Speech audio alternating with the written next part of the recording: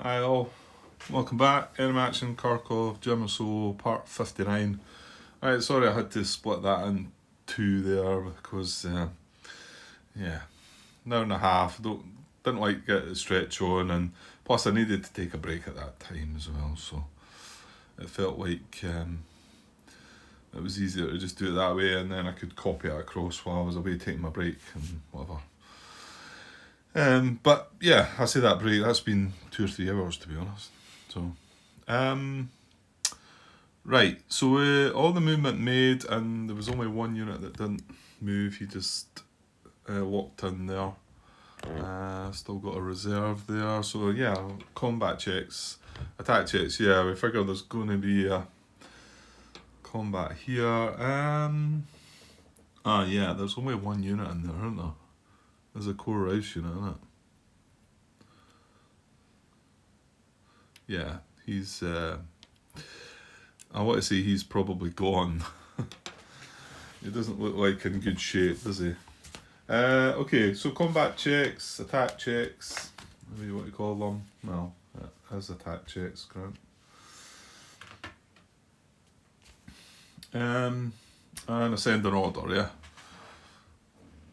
So we've got unit 3 adjacent here, 20, 24, 23, 26 and 27. Yeah, unit 1, yeah, okay. Yeah, so unit 1 checking here. We don't have an auxiliary card, and we do have, I'll bring the card down a little bit. Yeah, we do have a one-step infantry unit in the reserves. So, yeah, all these units are active round about. So 5, 8, 9, 12. 12 against, well, I just showed there was a 2.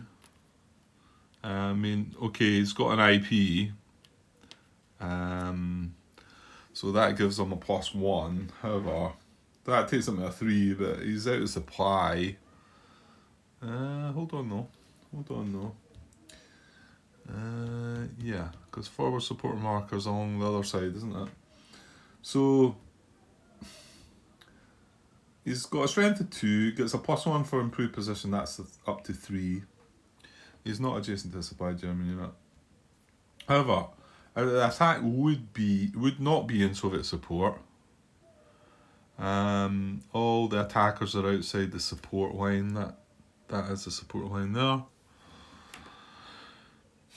That's right, isn't it? Yeah.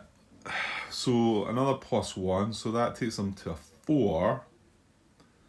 And then, however, he's out of supply, so it takes him back down to a 2. So what did I say? 5, 8, 12 to 2 as still 6 to 1. Yeah, okay. So attack goes ahead. Now I need to keep an eye on the overwhelming situation this time, I think. So, well, attack's going ahead, so these 3 units are attacking.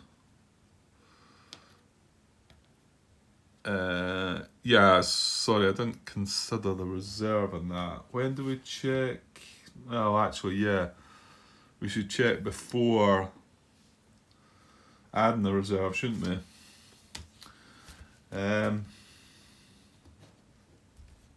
Although that's not within the check, is it? That's just when you go to add the reserves. So add active reserve units, but not when attack is overwhelming. So what do we have then? 9, 12. Well, it's 12 to 2. Yeah, so that's 6 to 1.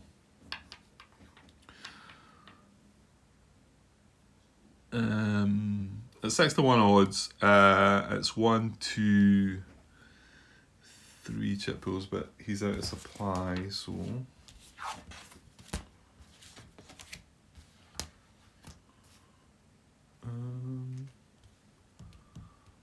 Did I miss some of this last time? No, we never got to the attack, did we, the last time?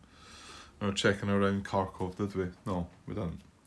Right, so 6 to 1, and then because he's out of supply, Enemy attackers may draw one extra combat chip and may disregard one attacker hit.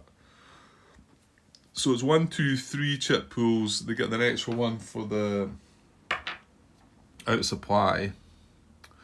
So the odds are 6 to 1 and 4 chip pools. Now I don't think that's overwhelming, is it? Well, it might be. Yeah, it might be. Because they're out of supply, correct? Defenders unsupplied or dispersed with ratio greater than or equal to 5 to 1. Yeah, it is overwhelming. Because you've got, if it's 8 to 1, it's overwhelming. Or if it's a large attack with 6 to 1, it's overwhelming. That's not the case. Neither of them are the case. Or defenders are unsupplied / dispersed with a ratio greater than or equal to 5 to 1. That applies. And then the last one is, or defenders are isolated in a non-VP hex. So yeah, so that is an overwhelming attack. So we're not going to bring that reserve in. I'll just leave him there now, just in case. It might be looked at for something else. Okay, so well, that's kind of good for on their behalf, because they weren't able to draw combat tactics because they're unsupported.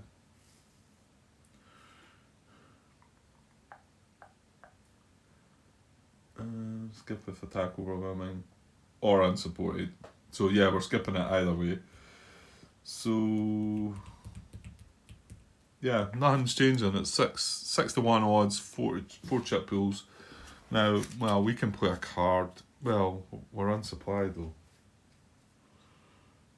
Play German cards. Skip if all targets units are unsupplied, disperse. Yeah, I don't think I was playing a card anyway. So we can't play a card. 6 to 1 odds, 4 chip pools. Right, let's get the chits. 4 chits. He's only infantry. He's only 1 step. He's out of supply. He's got an IP. He's in a clear hex. He's, yeah, and all sorts, I think. Right, okay, I'll get the 4 chits. Okay, first chit, NKVD on the front. Doesn't apply, but 3 to 1 on the back. Does apply. Flank attack. It was 7 to 1 on the front, so just misses out. However, flank attack on the back does apply. Air power doesn't apply. And dispersed unsupplied does apply. They were getting to reduce this hit anyway from the unsupplied status, but that reduces it there. So we've got D3. Yeah, so D3, so this guy's gone. 1 takes the IP away. He's got 2 hits still to take. He's only a 1-step unit. We'll take that away. And wherever he retreats to, he has to take a step loss, which leaves 1 unfulfilled hit. Not that that's relevant because,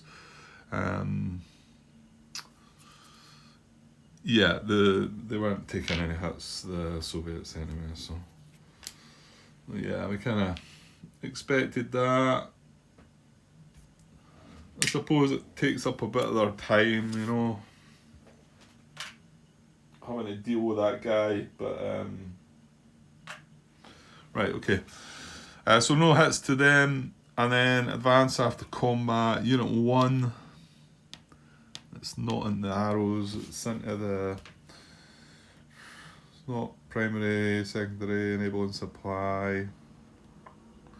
So yeah, it's attacked hex, so it will advance in there on 1 to 7. Rolls a 2. So yes, however, he can advance a second hex, and his primary arrow is that way, so I think he's going to auto advance that way. VP primary direction, yes, he will. So he auto advances into there for his second advance. Yeah, no path of retreat, but nothing interfering with that. So unit 6 is next. Again, it is into the attacked hex, so it's a 1 to 7. We roll the 3. So yes, he advances, and no, he might go that way because his primary arrow's back the way he came. However, there's a unit already advanced into there, so that would be a 1 to 6 roll going that way. However, if he chose his the secondary direction is an auto advance because there's not a unit advanced into there. And remember, he always picks the highest chance of advance only. So VP primary, hex enabling supply. That hex across river and closer objectives. Yeah, secondary direction. So he advances the second hex into there. So these guys have just switched places. And then the infantry, he's going to auto advance with his forward arrow into there, and he just gets a one hex advance, of course. Right, okay, well that was that. Next check, right. I'm not sure if we can check this guy or not, because he's in a VP hex and he's only got 2 steps. So I want to say that one's not allowed, I think. Let me see though. Attack check. Unit with 1 step or in a VP hex with less than 3 steps can't lead against a supplied target. So this is a supplied target, so he can't be the lead unit in an attack check there. So we skip that. I've actually missed unit 3, but we don't need to check that. Unit 3 is probably a no. A no as well though, isn't it? Right, he's 3 against, what is in here? Might just be 6. Yeah, it is. So, sorry, it's not 3, it's 4 against 6. 4 against 6, plus 1 for the IP is 4 against 7. And then minus 2 for out of supplies is 4 against 5. Yeah, so it's not happening. He's not getting an R plus. He's adjacent to unsupplied units, so that doesn't give him. He needs to be adjacent to a supplied German unit. So unit 3 doesn't work. We've already looked at unit 4 out of sequence, but we've done it. So last one would be unit, I say last one, 23.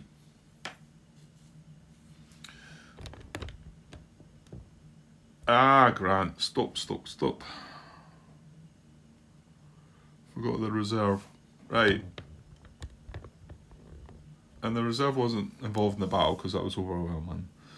So unit 3, let's just check that again. So it was 4, right, we can add this reserve, definitely. Bring it up a bit, there we go. So 6 against 6 plus 1 for the IP is 6 against 7. Minus 2 for being out of supply is 6 against 5. So we do need to check, tactical value check. So we get 3 for the card. It's 1 to 1, so it's not 2 to 1. Don't get the plus 2 for that. Not artillery barrage. Is in support, yes. So that's a 4. If only Soviet units have armour, no. If any attacking units are surrounded, no. If flanking will apply, probably not, but defender will be surrounded and unable to trace supply, yes. Takes us to a 5. Target hits VP greater than or equal to 2, no. If all combat tactics is auxiliary card, there's no auxiliary card, no. And we're not less than 4 cards, so it's only a 5. So no there. Right. So now 23, and unit 4 still can't be the lead unit, so we can't consider the reserve to join because he can't actually start the check. So unit 23 now, he could check here or here, and he's going to have 4, 6 strength, because of the reserve. Because the reserve will be able to go in somewhere around this guy. So we could have 2, 4, 6, and he's a two-step unit, so he can check. But we're not checking yet, we're just finding out which is the best odds, the best ratio. So that's 10. So it'd be 6 against 10 minus 2. 6 against 8. So it's not even 1-to-1 that. Alright? Yeah. So yeah, I might have better odds on this. Well, yeah, because this is less strength as well, isn't it? So that is 6. And then yeah, we're gonna have an extra 2 strength as well. So we're gonna have 8 against 8 minus 2 for the supply, out of supply. So it's 8 against 6.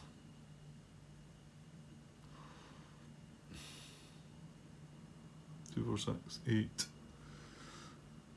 8 against 8. 8 against 6, yeah. So yeah, so that's 1-to-1. So that's a check we're going to make. Well, we couldn't even get a check on that, but we can try for this one. That's probably unlikely, isn't it?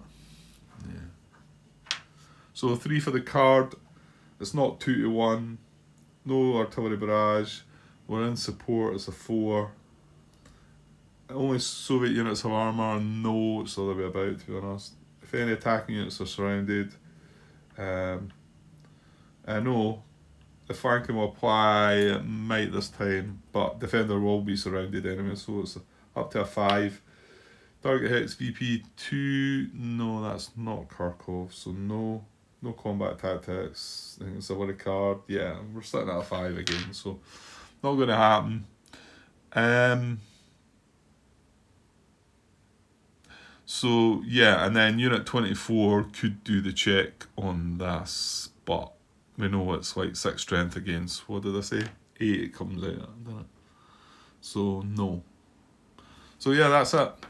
That's everybody. Okay, so let's finish the impulse. So step 4, place eligible active reserve units on the map. Alright, here we go. I've got this wee 1 step 2 strength infantry unit, and I struggled with this. I'm hoping I just struggled with it because it was the first time I'd done it. Okay. Right. I'll find the row. It's 9.5, I want to say. Maybe? Yeah, you're right. Now we do have it in the... Yeah, there it is, there. So I've got it on the player aid as well, just have a look at, maybe compare notes just in case. So, place 1 at a time. Hex is eligible for placement if all fall true. A village or Soviet town city targeted by active front. Empty or garrisoned. And Soviet reserve supply, not adjacent to Soviet units. I think we need to break it down again to... What I found was... The preferences are a Hexan German supplier to which a German unit is proximate, and more than likely looking at Hexan German supply, and then B is a garrison hex. So let's try for that first. Okay, so to be honest, it should be, yeah, if we can just remember where we looked before, as long as nothing big has made any changes, it should be one of the 3, shouldn't it? So let's just check. They're all villages targeted by the active front. Hang on. We've now got an empty town. However, preference B is a garrisoned hex, so that would take preference even over Valky. The fact is, I'm not quite sure German supply is traceable to Valky, but oh, well, I can't get through this guy now as well. Oh, something pulled over. But anyway, it doesn't matter. a VP hex is preference F, and preference B is a garrisoned hex. So this is not a garrisoned hex, whereas these are. So they've got a higher preference. So yeah, so their villages targeted by the active front. They're empty or contain a garrison. They all contain a garrison. Soviet reserve supply can be traced to them. Yeah, now need to watch that. That's what caught definitely this one out, because we can't get through that road. This road's not any good. This road isn't any good. We need to actually reach. Well, hang on. Yeah, we did realise we can trace to the map edge for this one, didn't we? 1, 2, 3, 4, 5. Yeah, so he's good. I don't think he can reach, so can he? 1, 2, 3, 4, 5, 6, 7. He's one short. And getting to that road's not any good, and I don't think he can reach that road, can he? 1, 2, 3, 4, 5, 6, 7. Oh, he's 2 hexes short of that. So he cannot trace reserve supply, I don't think. Like I say, getting to this road is not any good. It's good for just normal supply, but not reserve supply. Reserve supply doesn't allow us to go through these 2 hexes. So I don't think that is an option. This one, however, I think can reach this road. 1, 2, 3, 4, 5, 6. Yeah. So these 2 can trace reserve supply. Hex is not adjacent to a Soviet unit unless it's a VP hex. No, that's good. If in a village hex, a reserve unit placed there would not be nearly surrounded. Yeah, no, that's not a problem. And then current operational limit. So preferences. A hex to which German supply can be traced. Well, yeah, 1, 2, 1. In fact, he's just adjacent to the map edge, and then this guy can trace 1, 2, 3. So yeah, be a garrisoned hex. Both of them are garrisoned, and that's why I picked on A2. And if we look about, we won't find another. I mean, there's garrisons over here, yeah, but these are for Southwest Front. That's for nobody. That's for nobody, and that's for nobody. So that's the reason I'm picking these garrisons. And if we do, again, look at these garrisons up there, German supply is not traceable. So it is between the 2, okay?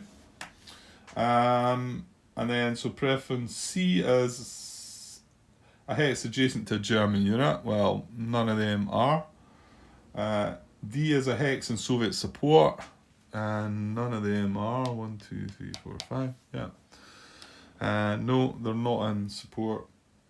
City hex, no. A VP hex, no. Closest to a supplied unit in the active army, not placed as a reserve in the current activation. Yeah. Closest to a supplied unit in the active army. Yeah. So this one's like 1, 2, 3, 4, 5 away, whereas this guy's only 2 away. So he's the winner. So we get this little guy and put him here. Garrison goes away. Yeah. Hopefully. Again, not feeling 100% confident because we've only done that a couple of times. But yeah. So everything's taken care of. I mean, we've got this one little one-step Rouse unit across here now. He's the only... Well, obviously apart from what we've got in here, but that's just going to have to hang on by itself. And I don't know. I mean, there's not... Like I said, the third tank, they've moved on. Whether they're going to move back to Kharkov, I don't know.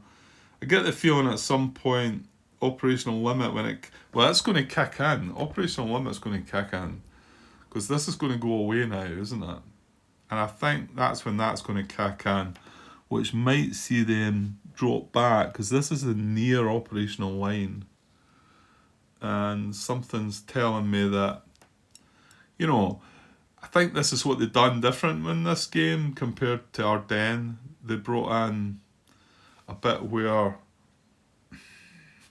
the AI aggressor at first obviously moves forward and then gets to a certain point where he then sort of stabilizes and tries to defend, because that's how both games have worked that way. Whereas you get a chance to go and win quickly, maybe, or then you try and defend and hold off, and then it's vice versa for the other half. Yeah, okay. But that's a reserve placed. Step 5, remove eligible active units to reserve box. Well, the only applicable unit would be this, but I mean, no, it's not happening, because he would be exposing a VP hex. Let's try to find the bit that tells you about that. There we go.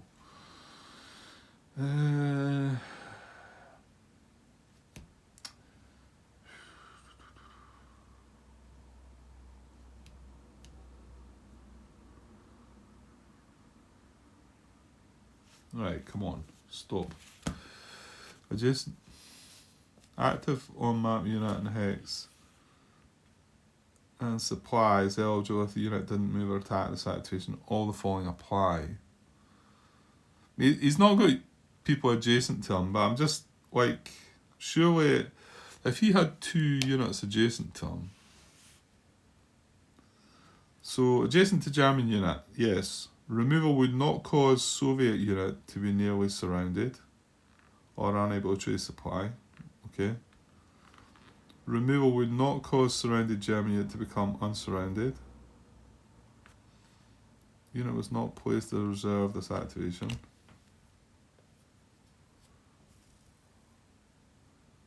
Okay. It covers it here. Because if all they apply, then remove eligible unit if any of these situations. If in any of these situations. Yeah, no, it is. Because it's in a VP hex, it needs to be stacked with 2+ steps. So it's not just going to go away and leave even if it had 2 units adjacent. Because that is if it's in a non-VP hex. So yeah, right, okay. So he's not going to bounce back. Yeah. I figured there must have been something there.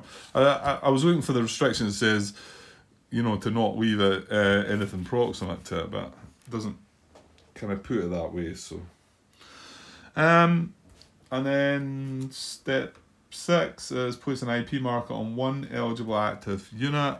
Well, this would have been the only possible unit that didn't move or attack. However, he's in a town, so can't take an IP. And remove disperse markers. We've not got any, so that is that. Okay, so Soviet impulse over and reset all the units there. Right, well, I thought I would quite like to have had another Soviet impulse because, well, I'm saying my German impulse will probably be quickish, but I mean, how many times have I said that before? But I don't think I'm really going to have the time for that anyway, so why don't we... Oops, I'm not resetting this guy though. Oh, and yeah, hang on. This goes away, okay? That's a point. That's why we left that on top. So this is going away now. From the moment a front's objective marker is removed, the Soviet operational limit is in effect for that front and all units of that front, 9.8. Use the movement methods in 9.22 when moving units in the front. So anything in the Vornes front now is going to move by movement methods 9.22. So we have not done that at all yet. So that's going to be interesting. And then what does it say, 9.8? Yeah. 9.8 is going to tell us about the operational limit.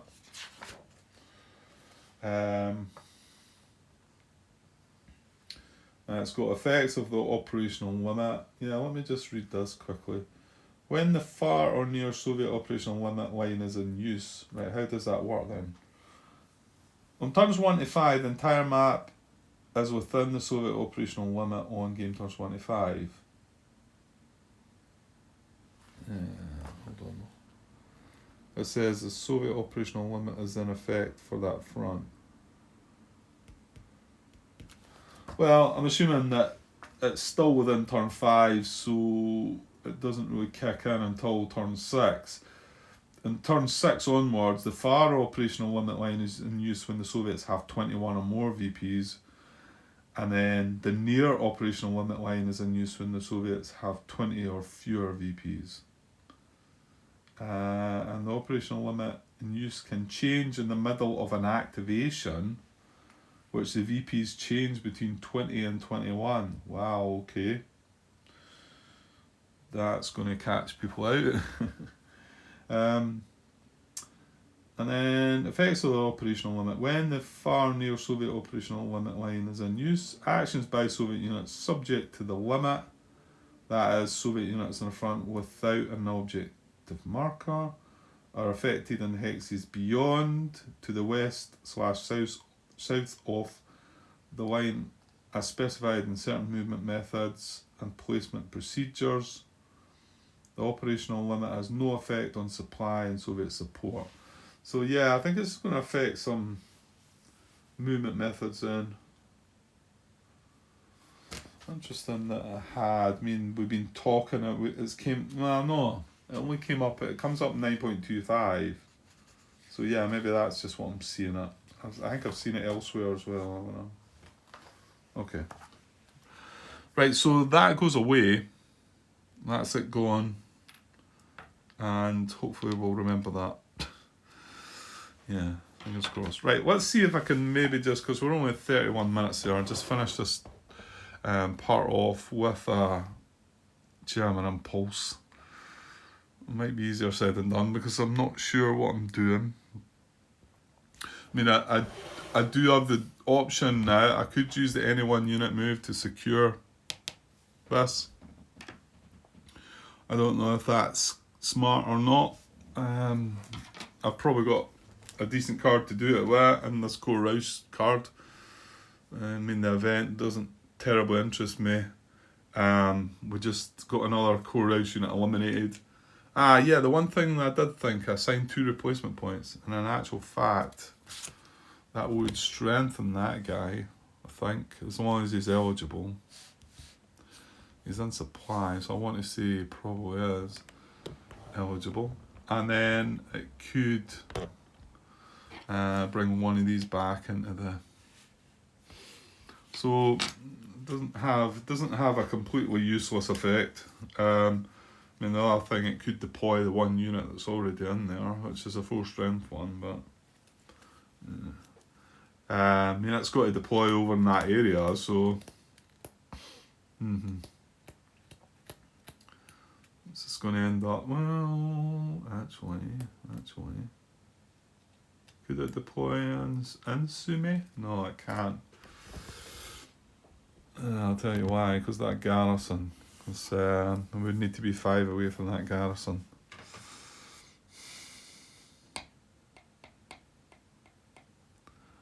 I'm not really sure we should be trying to... I want to say that now our target is to probably try and keep them away from 21 victory points, because I know that from the Soviet solo that was rough if you didn't get above that, and that will affect their support and possibly this operational limit, which I'm not quite sure what effect that does actually have until we start seeing what the movement methods do. Yeah, I think I'm going to wimp out here and leave it until the morning. Yeah, maybe my head's not quite clear just now, so it may be better thinking about it. And maybe if I watch back a bit of footage tonight, sometimes looking back over things can help make your mind up on certain things. It's certainly a possibility of this, but wouldn't it be better getting I think you're probably shouting and telling me, get these guys deployed as quick as you can.